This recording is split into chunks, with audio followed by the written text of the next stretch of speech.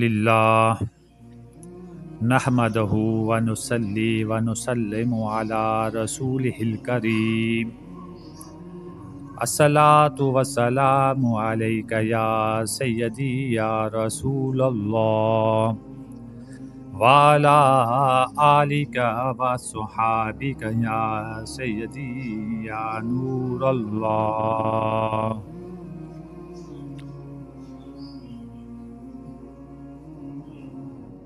معزز سامعین کرام، جب کربلا کا ذکر ہوتا ہے تو صرف تلواریں، نیزے اور شہادتیں یاد نہیں آتی، بلکہ وہ سسکیاں، وہ آہیں، وہ معصوم چہرے بھی یاد آتے ہیں جنہوں نے تپتی ریت پر بھی دین کی عظمت کا پرچم بلند رکھا۔ ایسا ہی ایک مقدس، معصوم اور مظلوم چہرہ حضرت سکینہ رضی اللہ تعالی عنہا کا ہے۔ حضرت سکینہ شہزادی امام حسین، نواسی علی و فاطمہ، فرزندہ زینب، وہ نورانی بچی جس کی ہنسی مدینہ کے آنگن کو مہکاتی تھی اور جس کی سسکیاں کربلا کے صحرا کو بھی رلا گئیں۔ جب عاشور کا دن آیا، امام حسین اپنے اصحاب کے لاشوں پر چلتے چلتے اپنی چھوٹی بیٹی سکینہ کے خیمے کے قریب آئے۔ وہ بچی جو رات کو بابا کے سینہ پر سویا کرتی تھی، آج آنکھوں میں آنسو، لبوں پر سوال لے کر بولی، بابا سب کہاں چلے گئے؟ کوئی واپس کیوں نہیں آتا؟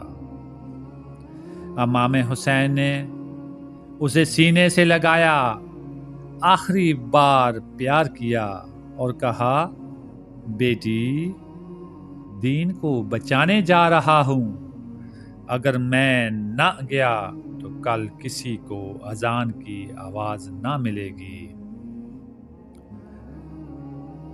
جب خیمے جل چکے تھے، حضرت سکینہ کا نازک بدن ریت سے اٹا ہوا تھا، ننگے پاؤں، جلتی زمین اور زخمی روح کے ساتھ اس بچی کو قیدی بنا کر کوفہ اور شام کی گلیوں میں لایا گیا۔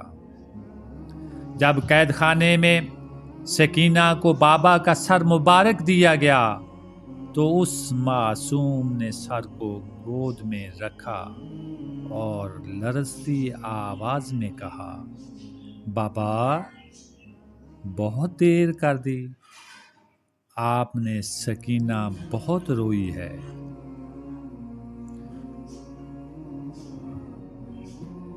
حاضرین، کیا آپ نے کبھی ایک چھوٹی بچی کو باپ کے بغیر سوتے دیکھا ہے؟ سکینہ قید خانے میں سوتی نہ تھی، بس بابا کو یاد کر کے سسکتی تھی۔ ایک دن اس نے روتے روتے دم توڑ دیا۔ وہ بچی جو جنتی ماں کی پرورش میں پلی، جس کے نانا فرماتے، فاطمہ میری جان کا ٹکڑا ہے، آج قید میں جان دے گئی۔ کوئی بیٹی رات کو سسک سسک کر بابا کو نہ پکارے، کوئی یتیم بچی قید خانے میں جان نہ دے، اور کوئی گھرانہ اہل بیت کی محبت سے خالی نہ ہو۔ یا اللہ ہمیں حضرت سکینہ جیسا صبر دے، ایمان میں وہ وفا دے جو کربلا والوں نے دکھائی۔ ہمارے دلوں میں اہل بیت کی محبت راسخ کر کے جب نام حسین آئے، آنکھیں اشک بار ہو جائیں۔ یا حسین ہم تیرے غلام ہیں، لبیک یا حسین، لبیک یا حسین۔ یا سکینہ ہم تمہیں سلام پیش کرتے ہیں۔ بس ایک بار سارے لوگ مل کے دل سے کہہ دو السلام علیکہ یا سکینہ بنت الحسین۔